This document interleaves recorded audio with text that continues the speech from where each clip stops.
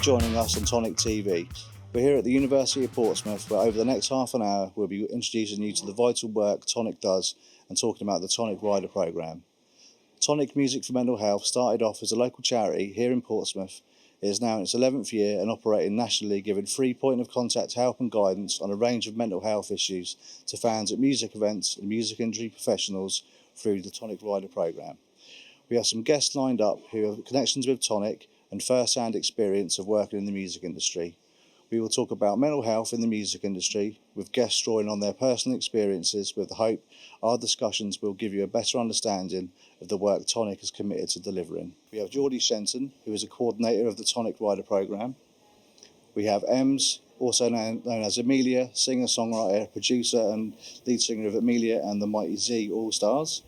And Jeff Priestley of the Wedger Dreams, one of the longest running UK venues and new Tonic trustee. So, Geordie, let's start with you if I may. Can you tell us more about the Tonic Rider programme? So yeah, the Tonic Rider programme was launched with the aim of promoting good mental health in the music industry, and this was launched in 2021. So as part of that, we have an online programme of training courses, support groups and talk workshops. Currently, we have a peer support group that's funded by Help Musicians, and these are facilitated by psychotherapists and counsellors with a background in the music industry. Alongside this, we have 3 training courses. So we have fully accredited mental health first aid, suicide first aid light, and a CPT accredited mental health awareness in the music industry course. So this forms part of the main part of the programme we have. And later in the year, we're forming a drop-in session that will run weekly.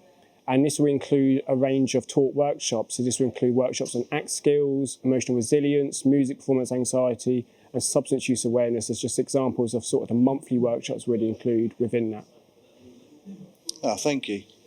Alongside this, what else does the Tonic Rider do?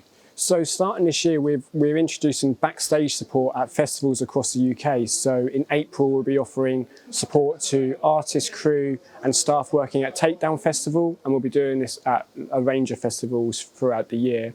We also do organisation training, so we provide mental health first aid and suicide first aid light training specifically to music industry organisations at a reduced fee.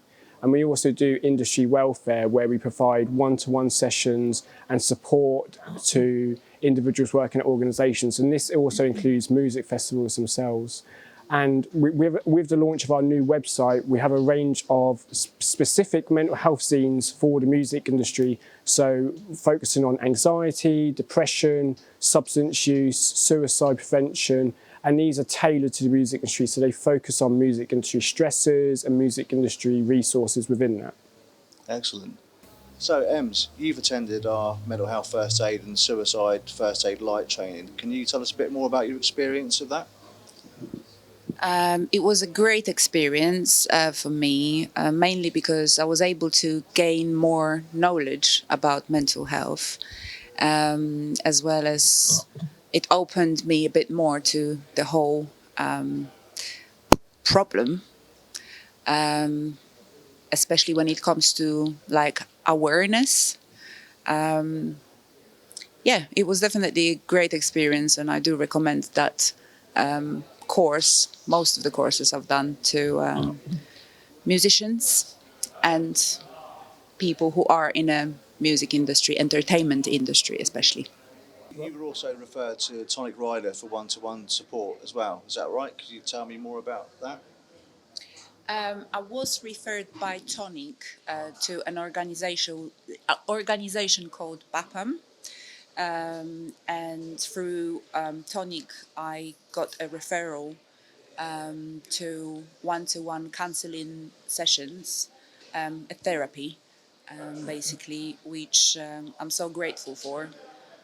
This is still something what I'm on at the moment. I think I've got a couple of more sessions left, and it's basically something what I can say that at some point saved me. Oh wow! It's really important. Very important. I mean, being in an entertainment industry, it can be very stressful, and it can definitely affect your mental health. And sometimes you living under pressure, you don't even realize that this help is needed. And through the courses I took with Tonic Rider, I understood much more about mental health, and that was the main reason why I was able to be more open and basically ask for help. Oh wow, big breakthrough then. That sounds great. Massive, yeah, definitely life saving, big step, big step. Thank you, Ems. We're also joined by Jeff. I don't think I need to lean across. I think your mic's working. Is that I all believe right? it is, yeah. Okay. But Jeff, you're the manager of the Wedge of Dreams locally. Can you tell me more about your involvement with Tonic and? My involvement in Tonic starts quite informally, quite a long time ago, because we do a lot of helping people raise money in charities. So my initial contact with Tonic was right at the very beginning when it was trying to raise money to start, basically seed fund to start the ball rolling and get involved in various bits and bobs. So over the years, we've done various events with them. And again, over the years, I've always checked in with Steph, the CEO, just for now and just generally see how things are going on. The last few years, had a look at things like the Tonic Rider program and had a look, see whether it applied to us. And then from there, Steph finally persuaded me to become a little more involved on a bit more of a formal basis and asked me to become a trustee of the charity. Excellent. Which I think is quite a good thing at the moment. It seems quite an exciting time to do that. So where do you think the Tonic Rider will fit in with the Wedge of Dreams, in particularly with the events happening there? I think I've been slow to pick up what it offers and what it does, but I think again I've been talking about trialing some packs for artists, which we will do, but also I think there's some wider issues and wider things that I can actually give to my staff to inform them, because it's a funny old business, and like Em says, it can be quite stressful, but sometimes you don't realise that it's quite stressful. It's quite interesting. But yeah, so for me, it's about getting a broader awareness within the building and also being able to help artists that come through. I mean, our contact with artists is quite minimal, but if we can just have something that all it takes is one person to be having issues to pick something up and go, here's a route, I can fix those issues, then it's worth doing. So the zines, the things that Geordie was talking about earlier, could be maybe handy for the backstage support. Yeah, I mean, I've been flicking through them this week because I thought I'd better do a bit of homework and get a bit more detail before I turned up today. And yes, I mean, they're all a good start point, I think, for anybody who's not sure about where their heads are at or where they are. And I think, yes, I think, again, I was chatting to somebody at the weekend about working out how we can actually physically fit them into the dressing rooms and make them appealing and presentable so that people do look at them rather than just think it's just something stuck on the wall. So, I think the nature of them being like quite a discreet, something that you open up. Yeah, you pick it up, put it in your pocket, and you can read it when nobody else is looking, which sounds odd, but actually is probably something that somebody would want to do, I imagine. So is there anything in the lineup, what's coming up in the Wedge of Dreams in the next few months that you think would be a good time to launch some things? I'm not sure. It depends on timescales. At the moment, we're continually moving, so my head's currently in the autumn. So I suspect if we put something into place, it will be for that period, because we're rapidly coming out of the spring and early summer touring period. So yeah. Do you think that you have a lot of grassroots bands coming through? So I think it'd be a good opportunity, do you think, for Tonic Rider to have a presence at the Wedge of Dreams? Yeah, for the younger up-and-coming musicians? That's part of the reason why I finally signed on the dotted line in terms of becoming a trustee, is because I think the practical implications of the work that's been done, the least I can do is provide a place where we can physically put things in and see how they operate and see if they do what people think they're going to do. So we'll give that a go. Yeah. So it'd be a great partnership by the sounds of it, Geordie. Yeah, fantastic partnership. It's really important to have the zines in venues, particularly grassroots venues, so artists can have a look at the zines, crew, staff working at the event, because sometimes it's about things that are going on, maybe not in the moment, such as anxiety and depression, but at other times it can be like performance anxiety, it could be even like creative blocks. Whereas having that zine and just giving that sort of encouragement and also the signposting to the support. So the Tonic Rider program and other support that's out there is really, really important to do that. And that's also partly why we're doing the backstage support as well. So actually staff members, qualified mental health professionals being on hand backstage in the green room to talk to the artists, crew, staff, if they're struggling, if they're having a bit of a difficult time or working at an event, because we often forget festivals, gigs are really great events, but they're also really difficult events to work at. So much needed, much needed. Yeah, quite a demand, late nights, and I guess a lot of the stuff that goes hand in hand with performers isn't attributed to good mental health, Absolutely. is it, I guess? You've got the stress of touring, which is huge and actually encounters multiple stresses. So you've got the sort of lack of sleep, you've got also the sort of lack of nutrition, because sometimes it's difficult, especially when you're a smaller band, to be able to find correct nutrition as well. Just being in contact with your band like 24/7, that can be difficult if you've got a band conflict, like a crew conflict. Again, the physical effects as well, like physically is a demanding job going on a tour. So it's really important for us to be involved there and be there in the moment as that kind of first port of call for the music industry. Any of that sound familiar to you, Ems? In a band, conflicts, Yeah. musical differences? Yeah, there is quite a lot of that going on. There is as well something what is called an addiction. And it's not just an addiction to music, and it's definitely something what affects our mental health, and we need to be a little bit more aware of what we do into our minds and our bodies. Especially as I've mentioned, when we are living in such a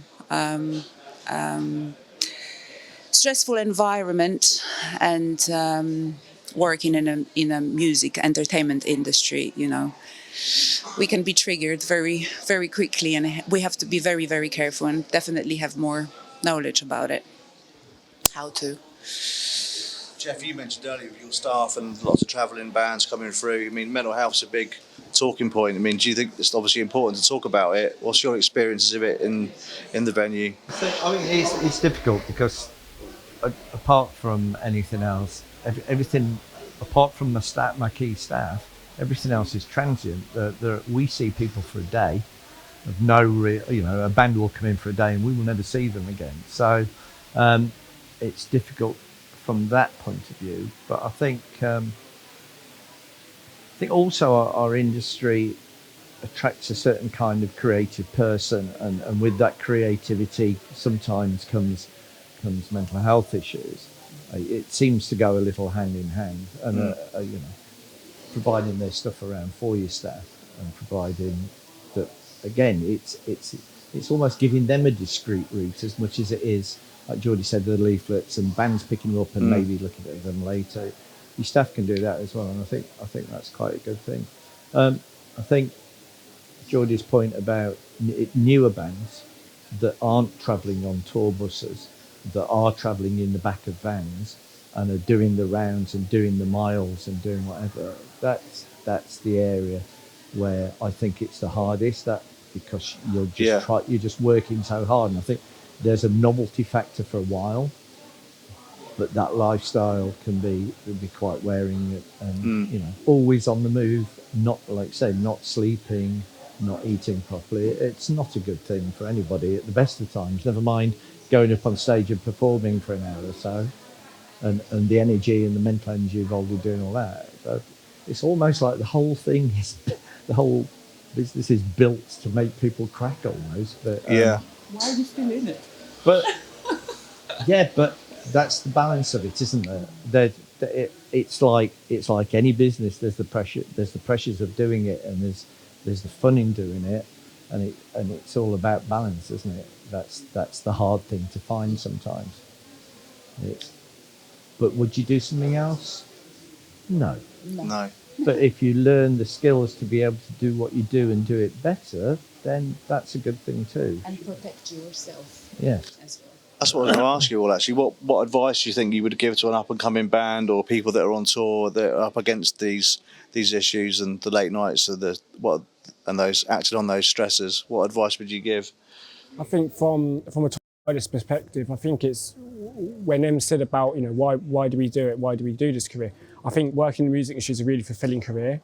And like Jeff said, it is about balance. It is about finding that balance. And often there's the sort of term mental health crisis labelled with the music industry. And I don't think it's a crisis. I think there's concerns. I think there's unique occupational stresses in the music industry that leads to, at times, severe and enduring mental health problems. So what it is about self-care.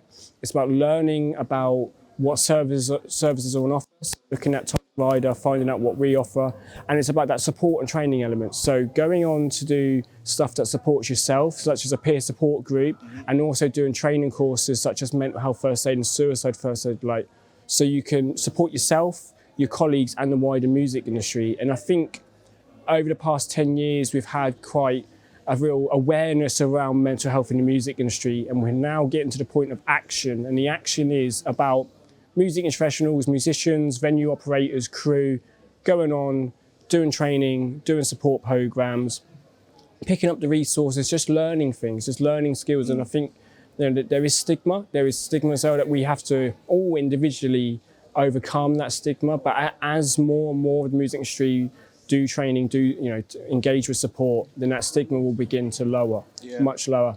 And as the music industry itself, there's a number of specific issues we've talked about recently, such as the effects of lockdown, such as the effects of touring restrictions, of the closure of grassroots venues, sort of the low income that's gained from streaming, and also like abuse in the music industry in all its forms.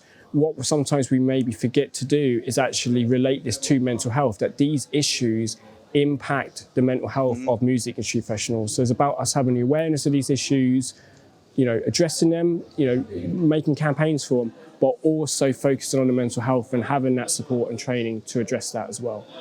Sam Fender recently cancelled a tour, didn't he? That was quite a big story. Yes, this is a really interesting thing. So there's been a number of artists cancel tours based on their own mental health or even the mental health of their crew as well. And that's really important. We've gone from a time where tours were cancelled maybe due to unforeseen circumstances or bust-ups and fights in the bands. Stomach bugs, these kind of things. It's now actually about focusing on mental health. And it's really good that artists actually state that, to say, look, we're postponing these dates or cancelling this tour due to mental health. The issue itself, hopefully should be addressed, but it's good to highlight the issue, to specifically say this is because of mental health. And this will break down the stigma, and this will open the music industry to engaging more with mental health programs such as Tonic Rider. No, thank you. Brilliant. Well, anybody else got anything more to add to that? I mean, I think we've covered quite a lot. Can I just yes, of course you can. mention something? Just say it basically, and encourage my fellow artist friends that we should not be scared of basically talking about mental health, because we all got mental health. The difference between the physical health and mental health is that when you break your leg, everyone will know about it. But when there is something going on right there, we choose silence, and this is not our friend. We need to talk about it. We need to break through and be a bit more open about it. No, absolutely. No, thank you. Thank you, everybody. Thank you, Jeff, Ems, and Geordie. And thank you all so much for joining us today. I'd like to thank all our guests for sharing such deep insight into the world they work in and being so open to discussing such personal stories, sharing their expertise and experiences. And we're also genuinely grateful for this opportunity and the commitment of the crew here today from the University of Portsmouth for making this happen. Thank you very much. Cheers.